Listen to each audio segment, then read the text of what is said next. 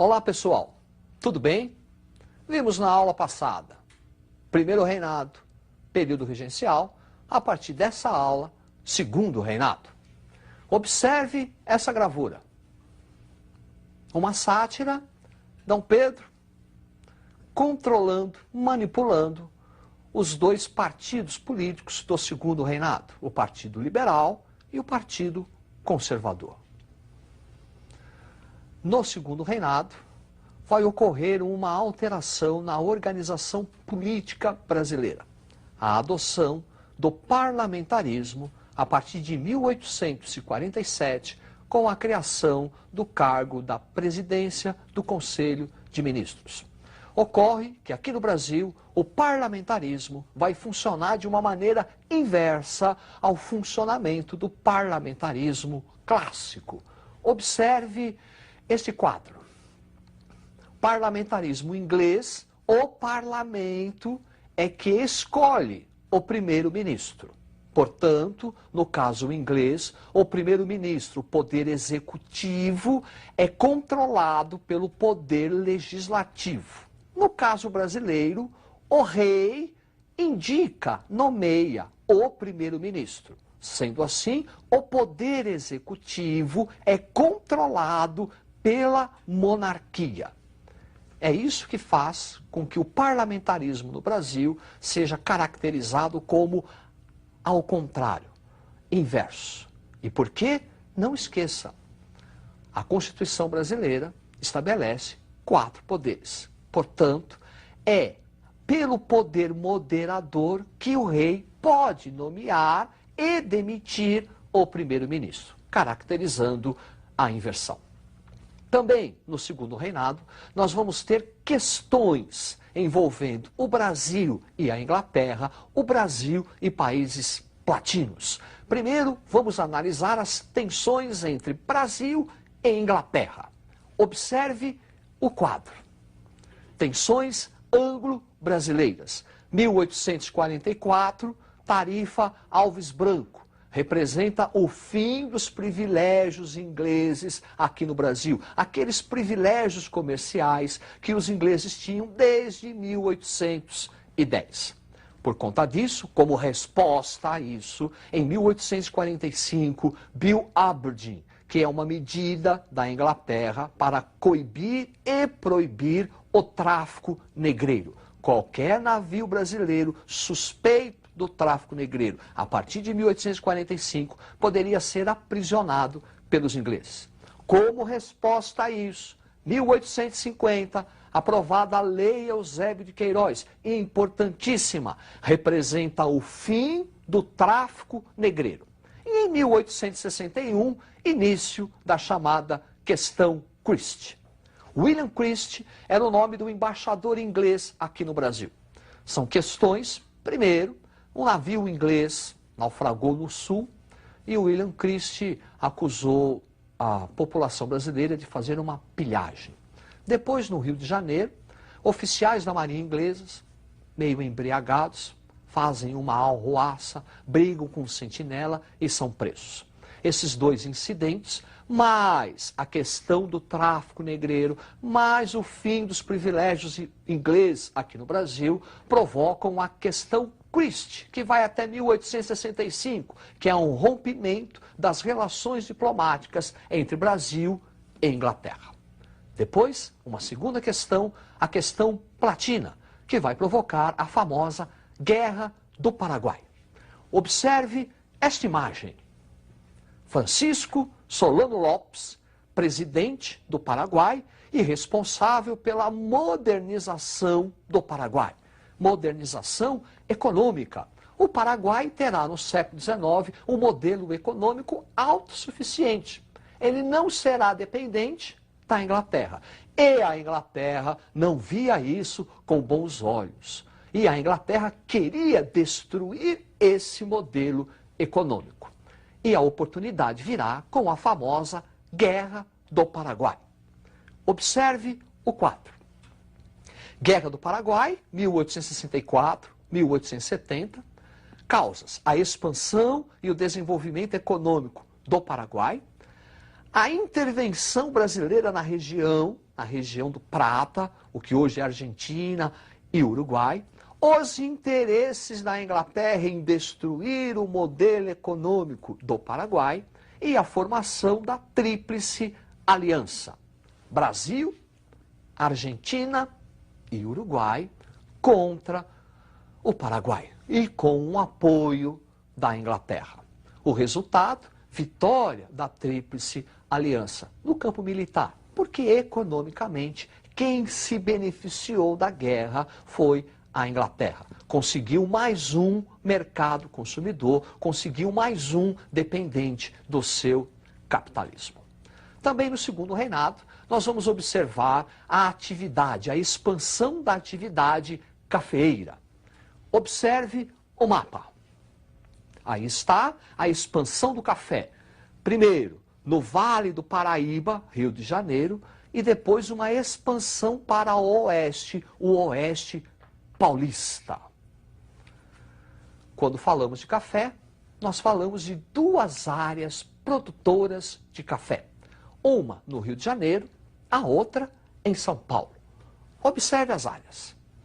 Aí está, Vale do Paraíba, uma área onde os grandes proprietários defendem e apoiam a monarquia, utilizam-se da mão de obra escrava, fazendo dessa área uma área ainda tradicional. No oeste paulista, os grandes proprietários de terra apoiam o ideal republicano, adotam a mão de obra assalariada. Não se esqueçam que desde 1850 não entram mais escravos no Brasil, Lei Eusébio de Queiroz, fazendo dessa área uma área moderna. A expansão do café também vai trazer uma série de modernizações para a sociedade, a economia e a política nacional. Observe o quadro. Café e a modernização. A construção das ferrovias para melhor escoamento da área produtora de café, o oeste paulista, até a área exportadora, Porto de Santos. Desenvolvimento do sistema bancário. Desenvolvimento das cidades, o urbanismo, Avenida Paulista, São Paulo, Avenida Rio Branco, Rio de Janeiro, um surto industrial e o desenvolvimento das relações assalariadas, trabalho assalariado. Sobre o surto industrial, é sempre bom citarmos Irineu Evangelista de Souza, o nosso Barão de Mauá. Um homem que vai se envolver em várias atividades industriais, comerciais, companhias de navegação, sistemas financeiros, casas de moeda. Barão de Mauá, o grande industrial do século XIX. Sob a substituição do trabalho escravo para o trabalho assalariado, nós vamos ter a participação dos imigrantes italianos. Observe a gravura. Imigrantes italianos trabalhando na lavoura cafeeira. O segundo reinado também é caracterizado pelo fim da escravidão. Vamos observar agora o processo que resultou na extinção da escravatura no Brasil. Observe o quadro. Fim da escravidão, resultado da pressão internacional, especialmente dos países capitalistas. Como já dissemos, escravo não recebe salário, portanto não é consumidor. A expansão da atividade cafeeira, aliada ao fim do tráfico negreiro e à necessidade de mão de obra. Daí o recurso, o imigrante italiano principalmente, e o abolicionismo. Sobre o abolicionismo, nós vamos ter uma série de legislações. Primeiro, a Lei do Ventre Livre, 1871, Lei dos Sexagenários, 1885, e Lei Áurea, 1888. Lei Áurea, que acabou com a escravidão no Brasil, 13 de maio de 1888. Não representou uma melhora na vida do negro. Deixou de ser escravo e virou um marginal, pois não foi dada a oportunidade ao trabalho, à saúde, ao lazer, à habitação. De escravo, passou a ser um marginal. Ainda no segundo reinado, nós vamos ter o chamado movimento republicano, que vai contribuir para a queda do Segundo Reinado.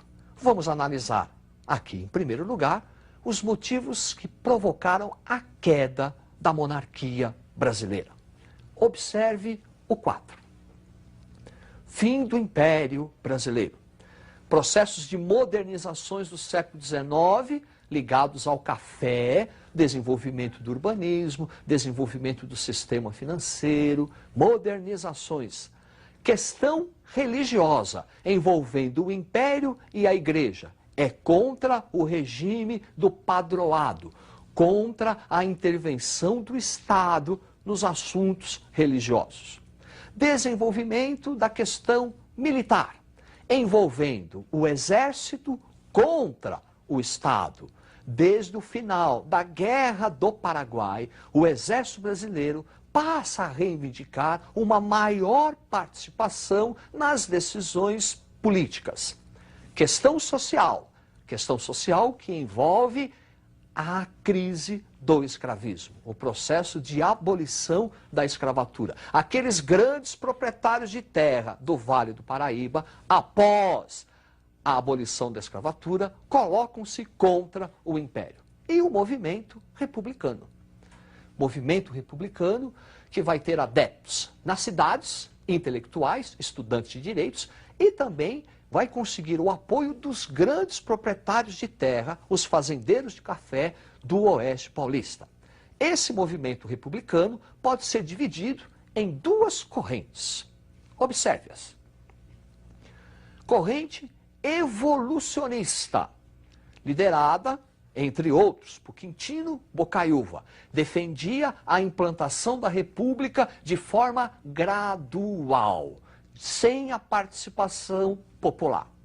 E o movimento revolucionário, entre seus líderes, Silva Jardim, o oposto do evolucionista, a implantação de da República através de uma revolução com participação popular. A tendência que ganhou foi a tendência evolucionista. E em 15 de novembro de 1889 foi proclamada a República. Representa o final do Segundo Reinado e o início de uma nova fase política na história brasileira. Agora, a proclamação da República não muda muita coisa na história brasileira. Continuamos com o modelo agrário exportador. Continuamos com o modelo ainda das origens coloniais. E com a implantação da República, a atividade do café vai continuar a ser a principal atividade econômica.